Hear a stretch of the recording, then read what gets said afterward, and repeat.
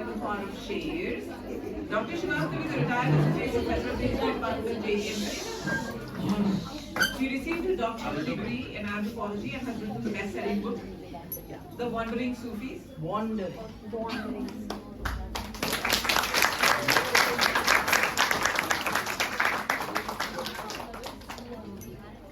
She is currently working on the anthropology of mental illness and healing.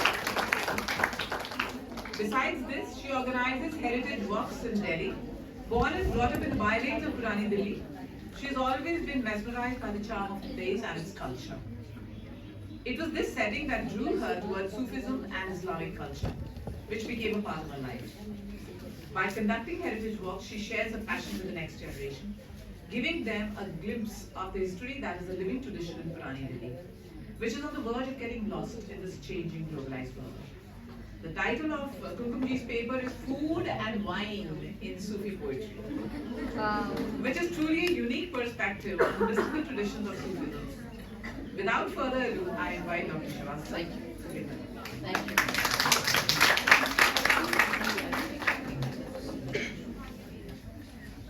Most of you, asked me when I wrote this book. They asked me whether I was a Sufi, and I replied. I'm quoting Anna Marie Schimmel. When she was asked, "Who is a Sufi?" She said, "To know who a Sufi is, you have to be somewhat a Sufi." और इतनी सारी बातें हुई और जो फकीर से पूछा गया, मतलब ये फकीरी क्या होती है? Again, another word, सूफी, दरवेश, फकीर क्या होती है? तो जिंदगी क्या है? किसी मुफलिस गरीब, किसी फकीर, जिंदगी क्या है? किसी मुफलिस की तबाह है, जिसमें हर घड़ी दर्द के पैबंद लगे जाते हैं।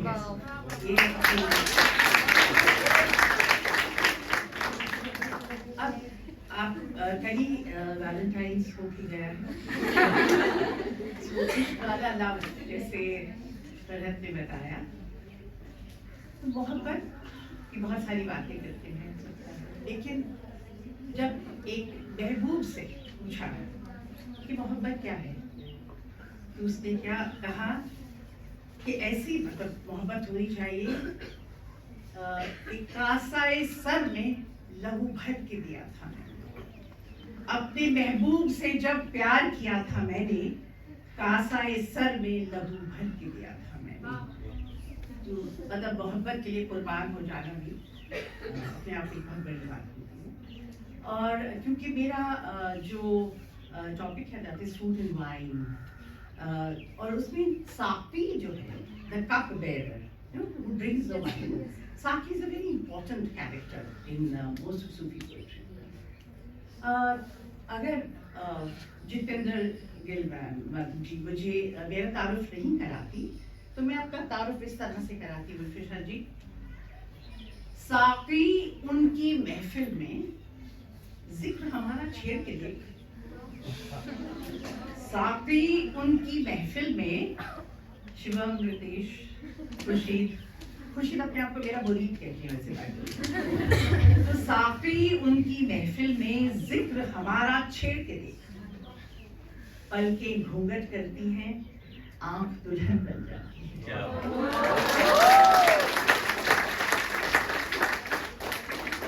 Without further ado, because I was the one making a lot of noise about, that I wanted to say whatever I had to say, jaldi. तो मैंने कुछ रूमी की, I think you all know who Rumi is, Jalaluddin Rumi.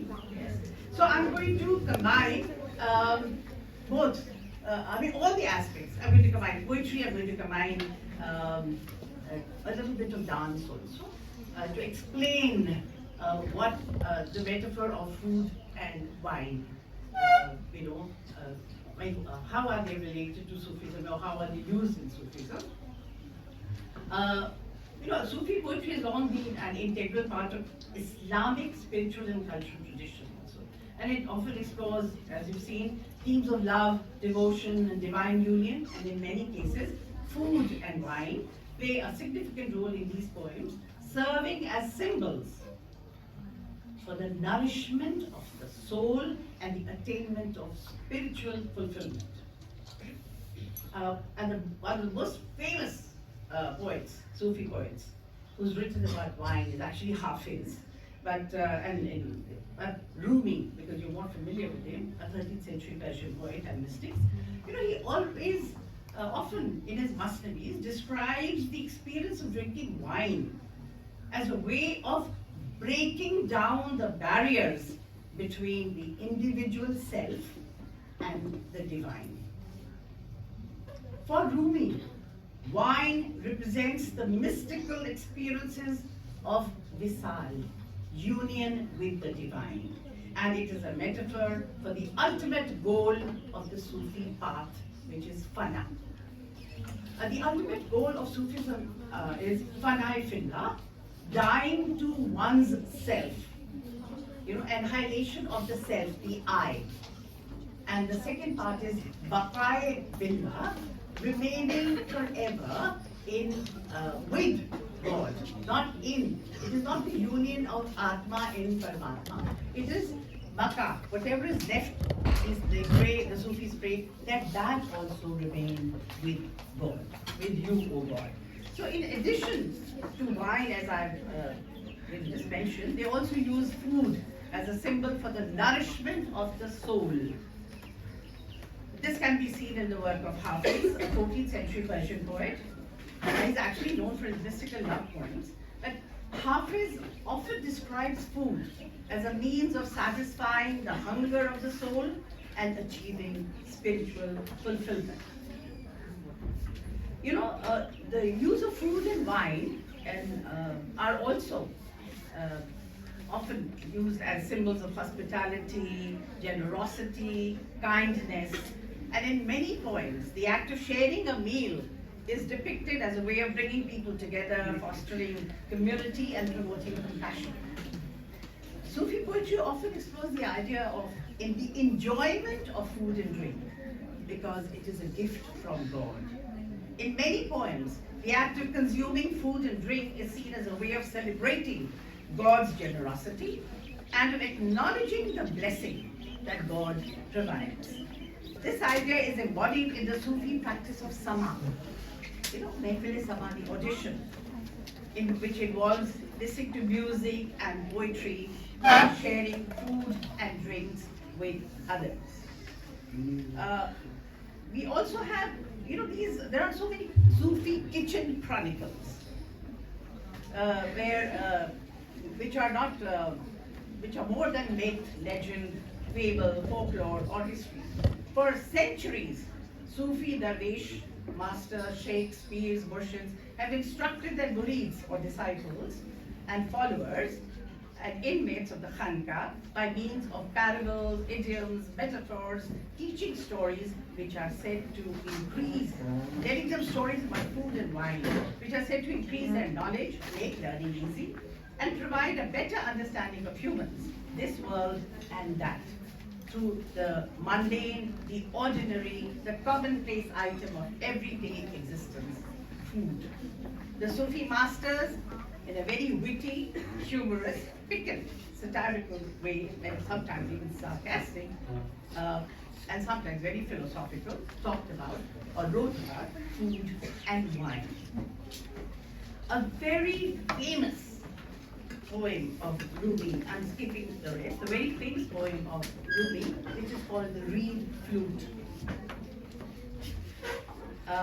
describes the experience of drinking wine as a means of transcending the limitations of the self and realizing the divine. The poem begins with the narrator describing the sound of the reed flute, which represents the voice of the divine calling out to humanity. The narrator then describes how he was once trapped in the material world, but that the sound of the flute set him free. The narrator then describes the experience of drinking wine as a way of transcending the limitations of the self and realizing the divine. And the the narrator then says, I was dead, but now I am alive. I was in prison, but now I am free. I was a servant, and now I am a king. I drank the wine, and I realized my true nature. I danced in the arms of my beloved, and I was free. In this poem, Rumi uses wine as a symbol for the mystical experience of union with the divine, and he describes how drinking wine allows the individual to break free from the limitations of the self and attain a state of spiritual fulfillment. Another poem by Rumi is called The Wine of Love. It explores similar themes, but it focuses on the idea of love as the path to divine union. And he says, describes the experience of drinking wine in a way of transcending the self and realizing the divine love which lies within us. He writes, the wine of love is not like an ordinary wine. It does not come from the vineyards of the earth. It is the essence of the divine, the purest of all things. Drink it, and you will be filled with the love of God. In addition to wine, and then in another place he writes, this is what love does and continues to do. It tastes like honey. Love tastes wine. It says, love tastes like honey to adults and milk to children. Rumi's words transcend national borders and ethnic divisions, and as he writes, he's written in Persian, in Turkish, in Greek, and Arabic, and he's also says in many places, translated this one from Persian. This is how we are with wine and beautiful food. We want and we get drunk with wanting. Then the headache and bitterness follows. And gratitude is a wine for the soul. Go on, get drunk. Drink enough wine so that you stop talking. You are a lover, and love is a tavern where no one makes much sense. Love pours you the wine that changes darkness into vision, cruelty to compassion, and dust into precious incense. On the seeker's path, wise men and fools are one. In his love, brothers and strangers are one. Go on, drink the wine of the beloved. So reference to wine and drinking in Rumi's poetry meant as a stand-in for spiritual enlightenment or ecstasy. Wine is a metaphor which gives the meaning of spiritual love. My friends, wine is not an innocent drink. And it says, another place, I'll leave this now. In addition to wine, Sufi poets also use food as a symbol for the nourishment of the soul. And one of Hafiz's most famous poems, The Loaf of Bread, explores this idea of experiencing, eating a loaf of bread as a means of satisfying the hunger of the soul. And he writes, the loaf of bread is not just an ordinary bread. It is the bread of life, the food of the soul. Eat it and you will be filled with the essence of God. It will nourish your soul and you will be free. And another, the food, when Rumi was asked about his Sufi journey, he said 3 words. His entire journey, from self to Allah, to the self, he described it with only 3 words. Raw, cooked, and burnt. I was raw, I was cooked, and I was burnt. So here he is. And then he says, you've heard so many poets, Ghalib of course, and in so many films, and even Amir Khusro, you must have just heard that Kawali. Prem bhatti ka madwa pilai ke, मतवालिन कर दीनी मुझसे नैना मेरा. So wine, women and song, you know, they're used in Sufi poetry. Face means divine reality. Eyebrows are bows that shoot the arrow of the eyes glance, the arrow of love of Allah in our hearts. Eyes of a veiled woman are beautiful dark eyes. Ruby red lips symbolize wine, and wine symbolizes going beyond the ordinary consciousness into union with the divine. तूने आँखों से पिलाई तो मैं पीता ही रहा. तूने आँखों से पिलाई तो मैं पीता ही रहा. तौबा तौबा ये नशा है कि बताऊं कैसे. मैं निगाहें तेरे चेहरे से हटाऊं कैसे. लुट गए होश तो फिर होश में आऊं कैसे.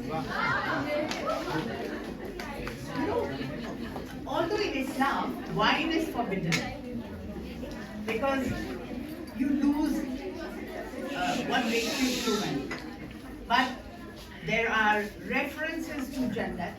There are references to wine in paradise. There are many kinds of water. You know, one of them is like milk, one of them is like honey, and the जो कहते हैं ना शराबे तो फूल, pure wine. So this they say you will find in Jannat. So there are a lot of you know शायर आपको बताइए वो कहते हैं कि जब वहाँ पर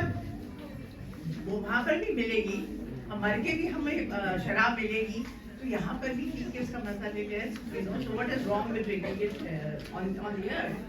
So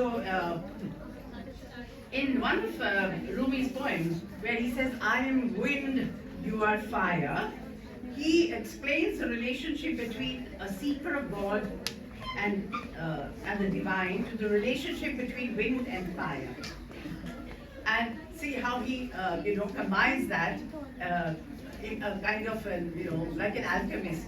I'm wind, you are fire. Together we are digestion. I blow, you burn, and together we make bread. So in this poem, Rumi uses the image of food and bread to symbolize the nourishment and sustenance that the seeker of God receives from the divine. The wind represents the seeker's yearning and aspiration, while the fire represents divine love and wisdom. Together they form the bread, which is, as I mentioned, spiritual sustenance, which sustains the seeker with their journey towards God. In another poem, The Guest House, it's a beautiful poem where Rumi speaks of the importance of embracing all of life's experiences, both good and bad, and using them as opportunities for growth and spiritual development. He writes, "This being human is a guest house. Every morning, a new arrival, a joy, a depression, a meanness. Some momentary awareness comes as an unexpected visitor. Welcome and entertain them all. Even if there are crowds of sorrows who violently sweep your house empty of its furniture, still treat each guest honorably. He may be clearing you out for some new delight. ख्वाहिशों से इतना घर भर लिया है हमने." This is a translation. ख्वाहिशों से इतना घर भर लिया है हमने कि रिश्ते जगह को तरसते रहे.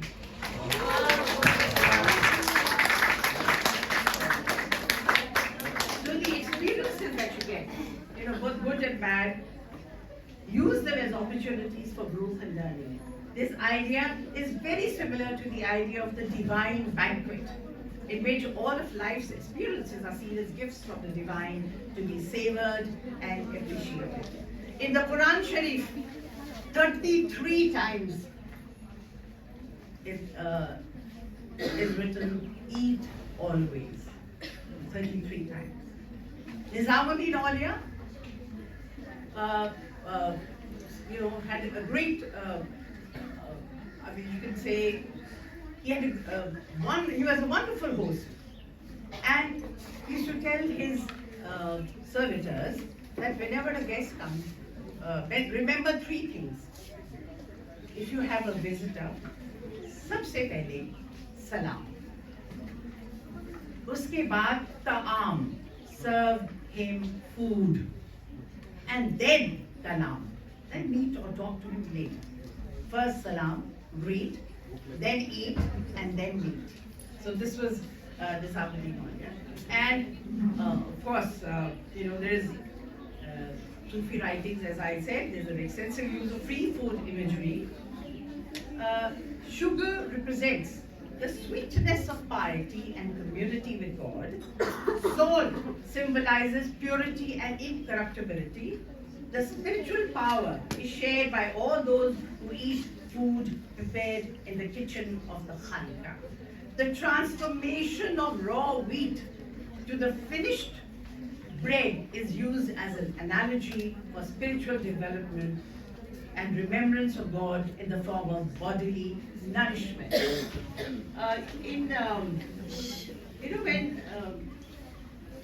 Again, I'm going back to love. I'm sorry, but Baba Farid, जब किसी को दुआ देते थे, तो पता क्या कहते थे? जा, तेनु इश्क होवे. Go, may you fall in love. Ja, tenu ishq hoge.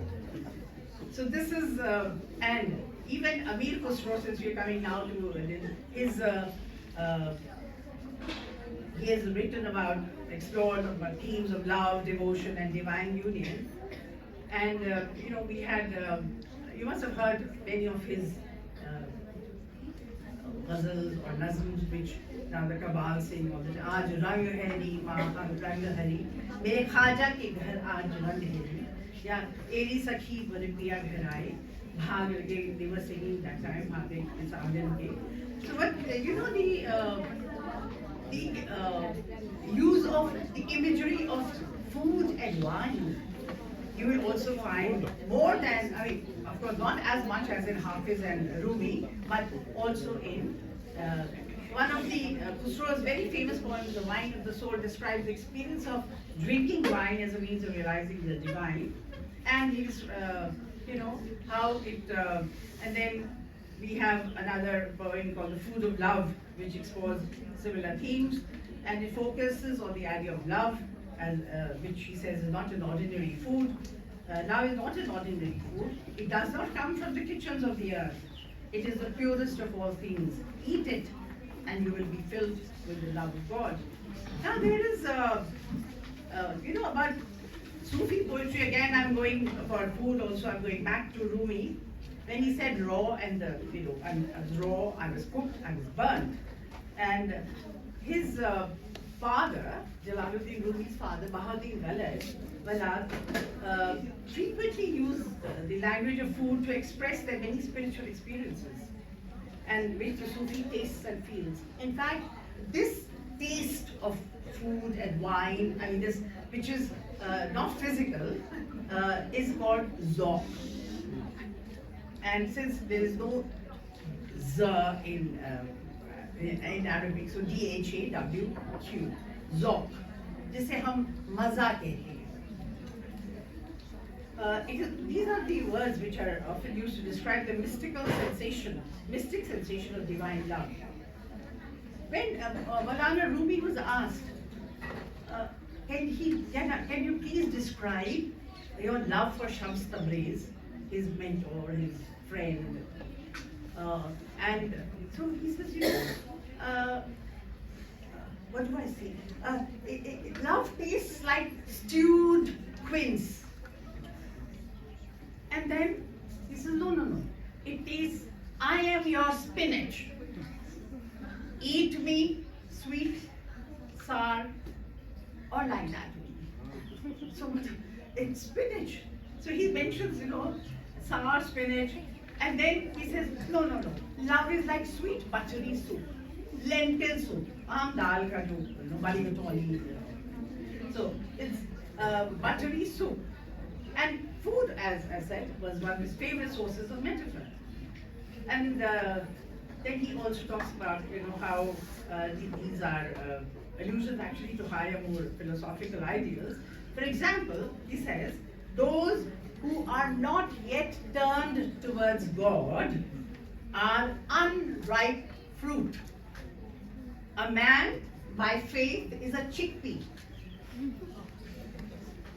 Chana? So like a chickpea, dancing in a boiling pot.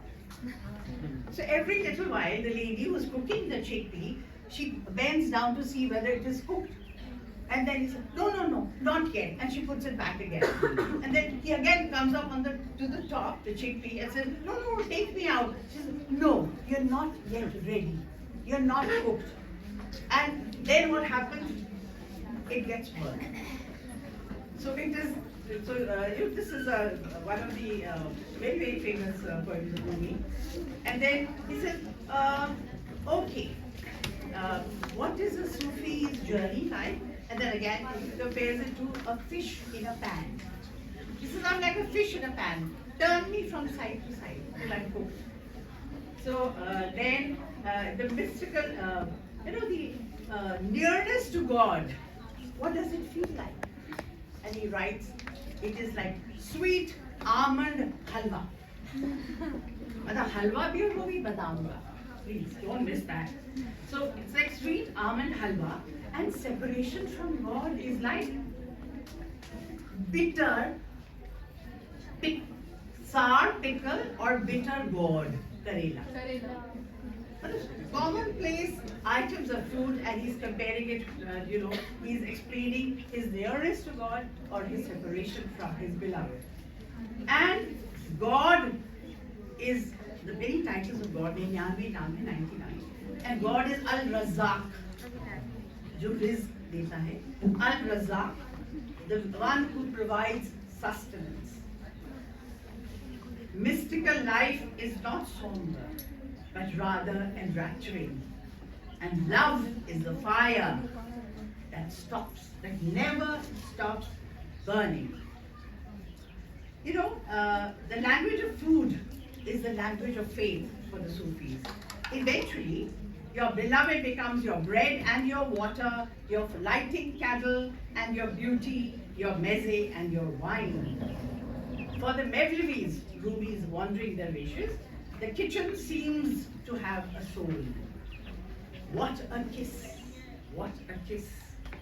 Neither halwa nor samsa baklava are as sweet. It even drew milk gushing from a stone.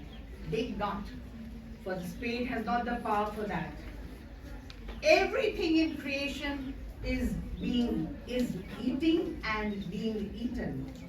Without love, how could there be existence? But what power could bread have entered? By what power could bread have entered you and become you? Love transforms dead bread into spirit.